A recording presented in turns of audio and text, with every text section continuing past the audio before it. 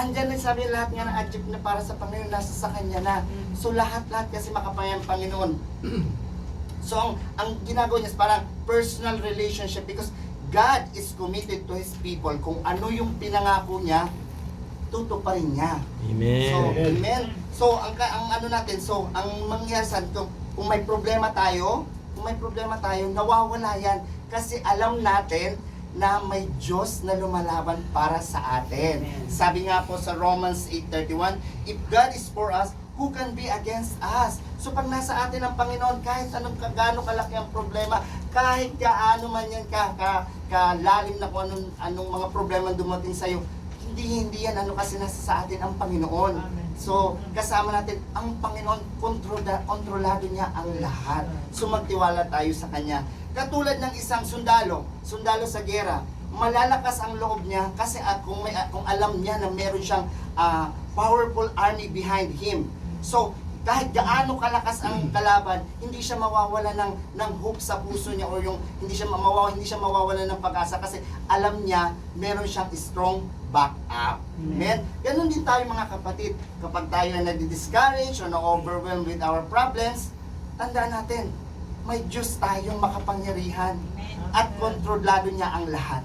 Amen. Pangatlo po, ang sabi po dito, faith in God's enablement. I will strengthen you and help you. I will uphold you with my righteous right hand.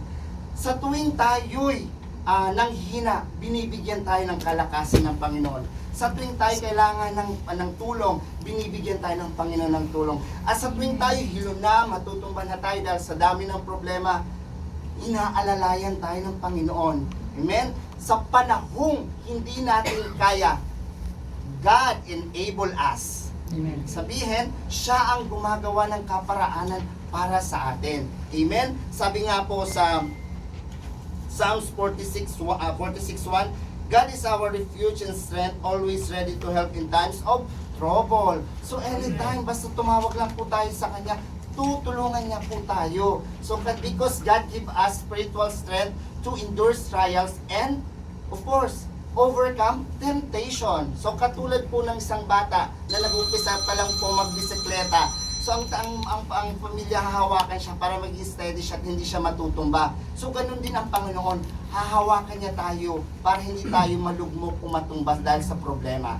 Amen? So kaya mga kapatid, kung tayo ay nakakaranas ng pagkapagsubukan, lagi nating tatandaan na may Diyos tayong tutulungan tayo, aalalayan tayo. Amen? So, for the conclusion lang po, isa na lang po, go and fear not. Ibig sabihin po, lumayo tayo at huwag matakot dahil it is a divine command, it is a rock solid promise, and it is a life-changing truth. Tatandaan po natin yan dahil ang Panginoon na nangako sa atin. So, tatandaan lang natin po yung tatlo, faith in God's presence, we are never alone dahil kasama natin ang Panginoon. Faith in God's character because He is personal and faithful sa atin. Sabi ko, committed siya sa kanyang mga tao, sa kanyang mga chosen people. And lastly, faith in God's enablement. We are not powerless because meron tayong Panginoon na gumagawa ng kaparaanan para sa atin. Amen. So, the Lord wants us to have our faith not only based on our knowledge, but He wants us to have faith based on personal experience. Kung ano yung naranasan natin, ang kabutihan ng Panginoon sa atin, ang kanyang kapangyarihan, yun ang gusto niya na dapat magpatunay na may Diyos talaga. Amen? Amen. To God all be the glory.